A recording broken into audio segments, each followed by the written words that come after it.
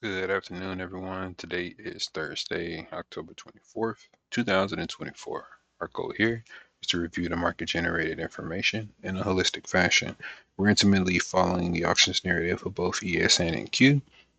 If we have time, we'll theorize and add additional commentary towards the end. There is a uploaded video of our prep and live commentary. Check it out if you'd like. Okay, so we'll start off with our summary questions. Where's the market coming from and what is price trying to accomplish? We will take a look at the docket first. And just for some context, we did have the initial jobless claims, not too much of a reaction, somewhat muted.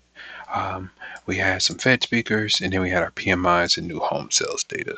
Again, all this was not too heavy of a reaction. And then we had our earnings starting to get a little lighter towards the end of the week.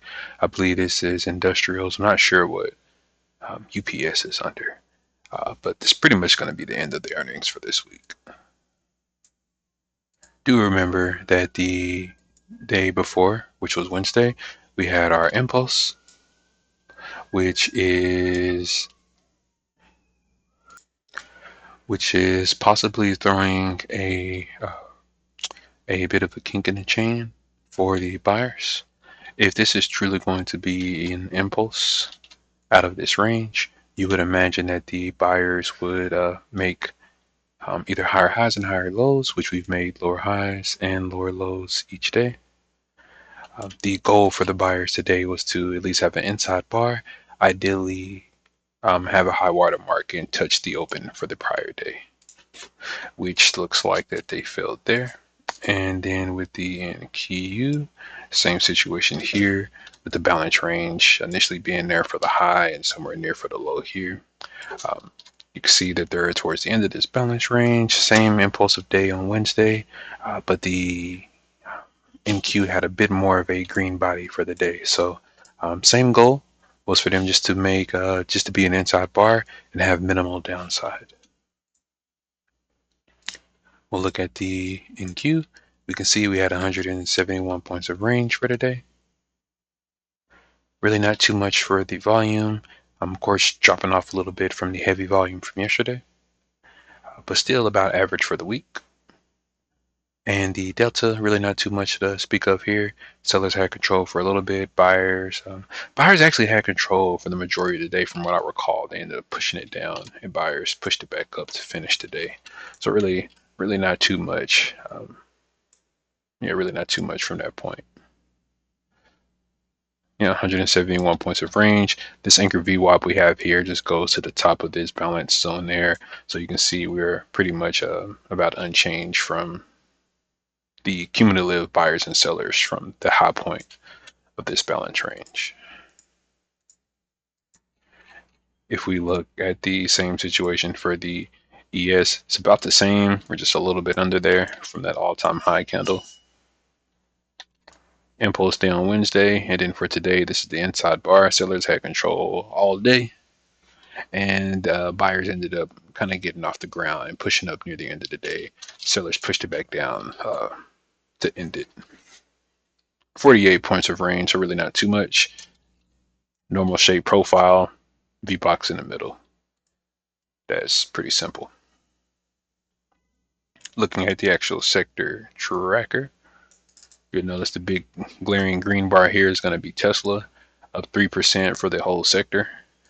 Tesla being up 22%, it really carried the market for the day. This is really going to clean up. That's crazy how negative consumer discretionary has been. For the 5-day mark, they're only up. They're only down 2.5%. What are they looking like for the year to date? Interesting. But yeah, it's interesting to see them up 3% like this. But this essentially carried the market, just the sheer amount of volume that was in Tesla as well. Technology didn't do bad. Financials finished essentially unchanged. So this is really good for financials. Healthcare, they were extremely weak earlier in the day, but they ended up getting it together. And about the same thing for the industrials and then the utilities. Solid job for the staples. And the communication sector, not really doing too bad, and even helping out a little bit for Google and Meta, Verizon, so on and so forth. For the healthcare, the leaders to the downside, has been, was this TMO, this United Healthcare, Johnson and Johnson, and then an Eli Lilly. So just something to be on the lookout for. Just like we've been keeping an eye on financials, we need to keep an eye on healthcare too. Okay, we'll look at the market profile. So we understand that it was an inside day, so this is going to be a really short session, really not too much to talk about. I mean, just the volume's kind of compressed. It appears that we're kind of breaking out in this overnight session, but this is not about the overnight.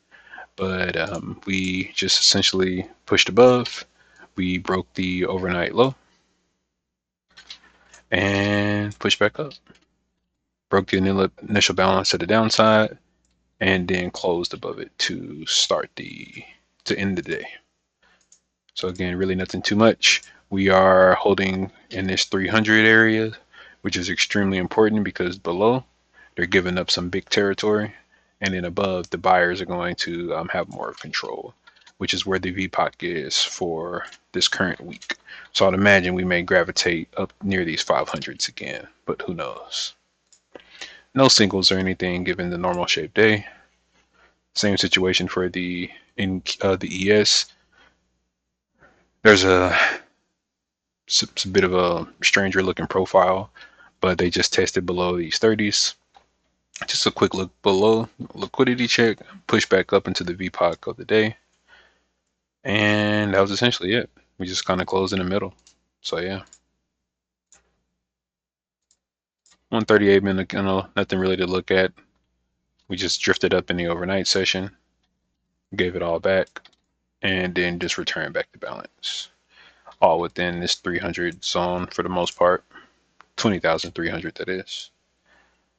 S&P 500, we broke through these singles from, again, why is it still there?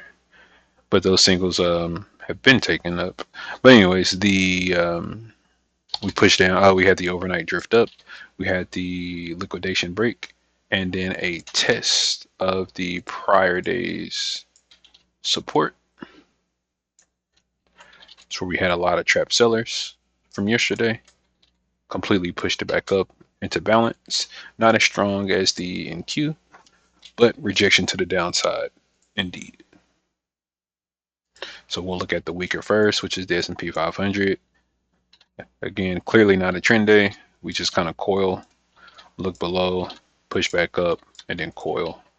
Nothing to speak about. Delta was extremely negative, and it got pushed up.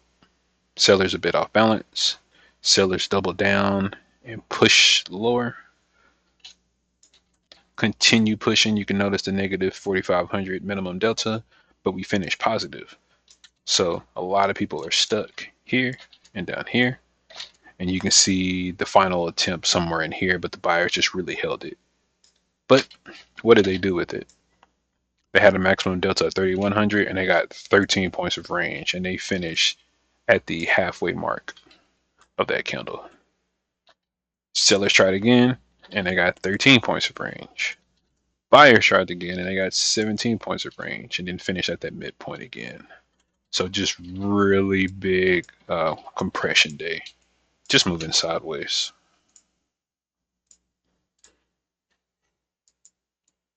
Essentially the same thing for the NQ, except they were a little sturdier, just moving sideways completely. Look below, push up, and then just kind of channel upwards. Sellers never really had control, except the second and the third bar, and then they lost control.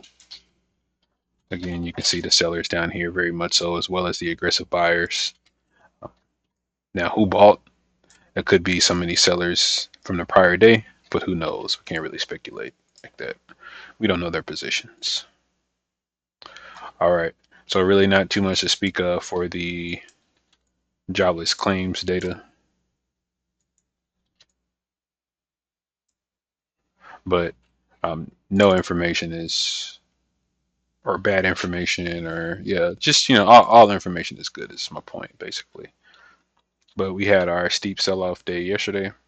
We had our reversion towards the end of the day. And then with that reversion, a trend higher, bounce off the VWAP in the overnight, and then pushed, gravitated back to the prior day's initial balance low. As we hit our head on the initial balance low from the prior day, We have our initial jobless claims, and given the fact that we're near our highs, we have a quick look above for a new overnight high, push down lower, and then finish with the doji. Essentially the same thing for the NQ. There was no new high after that. So we start the session below the SOC.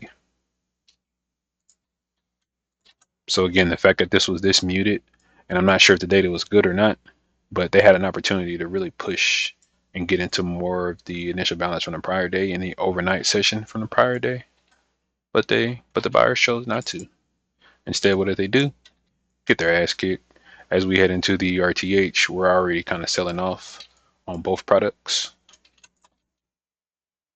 And that leads us into the overnight session. Excuse me, into the RTH. So go ahead and take those off. Let me see if this will clean this up a little bit. Okay, that's a little better. All right. So again, we have our coiling patterns. Let me double check and make sure that line is correct. No, I'm gonna just leave it on like this. Just bear with me.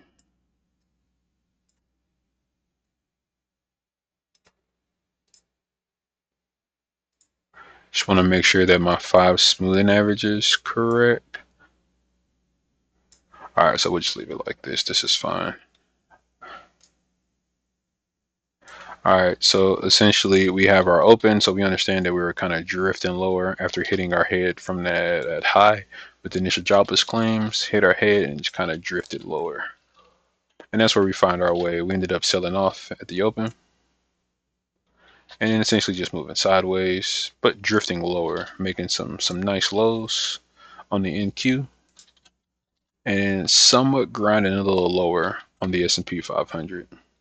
Push back up, try to attack the open, and then they failed on the S&P 500. Once they failed, kind of found some support near here, the VWAP and the 5 smoothing average, make another attempt, lower high, and then that's when we pushed lower for the C bracket, made a new low, kind of accepted the prices a little lower. One more attempt, quick thrust above to the initial balance mid. That was engulfed, and that initiated a leg lower, and that's where we ended up coming to our 30s area of interest. Yeah, exactly. Down here.